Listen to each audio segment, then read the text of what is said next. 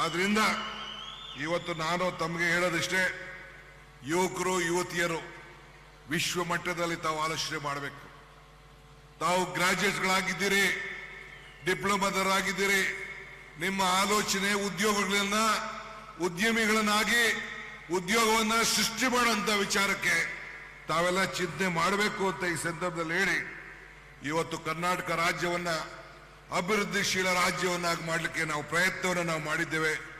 ಇವತ್ತು ವಿವೇಕಾನಂದರವರ ಮಾತು, ಯುವಕರು ಯಾವತ್ತೂ ಕೂಡ ಸ್ವಾಭಿಮಾನದಿಂದ ಬದುಕಬೇಕು, ಸಾಧ್ಯವೇ ಇಲ್ಲ ಅಂತ ತಿಳ್ಕೊಳಕ್ ಹೋಗ್ಬೇಡಿ. ಏನು ಬೇಕಾದ್ರೂ ಸಾಧ್ಯ ಮಾಡಲಿಕ್ಕೆ ಸಾಧ್ಯ. ಆದ್ರಿಂದ ಹಿಂದೆ ರಾಜೀವ್ ಗಾಂಧಿ ಅವರು ಈ ಒಂದು ಯುವ ಯೋಜನೆಯನ್ನ ಯುವಕರಿಗೆ ಒಂದು ಹೊಸ ಸ್ಫೂರ್ತಿಯನ್ನ ಕೊಡ್ಲಿಕ್ಕೆ ಆವತ್ತಿನ ಕಾಲದಲ್ಲಿ ಒಂದು ಹೊಸ ಯೋಜನೆಯನ್ನ ಯುವಕರಿಗೋಸ್ಕರ ಅವ್ರು ಪ್ರಧಾನಮಂತ್ರಿ ಆಗಿದ್ದಾಗ ತಯಾರು ಮಾಡಿದ್ದನ್ನ ಇವತ್ತು ನಾನು ಸ್ಮರಿಸ್ಕೊಳ್ತಾ ಇದ್ದೇನೆ. ಹಂಗೆ ಇವತ್ತು ನೀವೆಲ್ಲ ಯುವಕರು ನಿಮ್ಮಲ್ಲಿರುವಂತ ಶಕ್ತಿಯನ್ನ ಸರಿಯಾದ ರೀತಿಯಲ್ಲಿ ನೀವೆಲ್ಲ ಕೂಡ ಬಳಸ್ಕೊಂಡು ನಿಮ್ಮ ಬದುಕಿನಲ್ಲಿ ಆಗಿ ಈ ದೇಶಕ್ಕೆ, ಈ ರಾಷ್ಟ್ರಕ್ಕೆ ತಾವೆಲ್ಲ ಕೂಡ ಒಂದು ಶಕ್ತಿಯನ್ನು ತುಂಬಬೇಕು. ಇವತ್ತು ಕುವೆಂಪುರವರ ನಾಡಿದು. ಕುವೆಂಪುರವರು ಏನ್ ಹೇಳ್ತಾರೆ? ಟೀಕೆಗಳು ಸಾಯ್ತವೆ, ಕೆಲಸಗಳು ಉಳಿತವೆ ಅಂತ.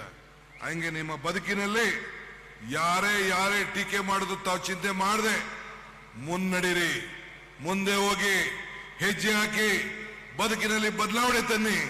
ನಿಮ್ಮ ಕಾಂಗ್ರೆಸ್ ಸರ್ಕಾರ, ಸಿದ್ದರಾಮಯ್ಯ ಸರ್ಕಾರ ನಿಮ್ಮ ಪಾಲಿಗೆ ಜ್ಯೋತಿಯನ್ನ ಬೆಳೆಸಲಿಕ್ಕೆ ಬದ್ಧವಾಗಿದೆ ಅನ್ನೋ ಮಾತನ್ನ ಈ ಸಂದರ್ಭದಲ್ಲಿ ಹೇಳಲಿಕ್ಕೆ ನಾನು ಬಯಸ್ತಾ ಇದ್ದೇನೆ.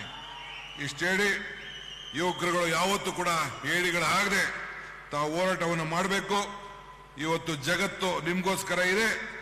ಸಾಧನೆ ಇಲ್ಲದೆ ಸತ್ರೆ ಸಾವಿಗೆ ಅವಮಾನ, ಆದರ್ಶ ಇಲ್ಲದೆ ಬದುಕಿದರೆ ಬದುಕಿಗೆ ಅವಮಾನ ಅಂದಂಗೆ ತಾವೆಲ್ಲ ಕೂಡ ನಿಮ್ಮ ಆದರ್ಶವನ್ನ ಸರಿಯಾದ ರೀತಿಯಲ್ಲಿ ಗಮನದಲ್ಲಿಟ್ಕೊಂಡು ನಿಮ್ಮ ಬದುಕನ್ನ ಗೌರವದಿಂದ ಮೆಚ್ಚುವ ರೀತಿಯಲ್ಲಿ ಮಾಡ್ಕೊಂಡು ಹೋಗ್ಬೇಕು.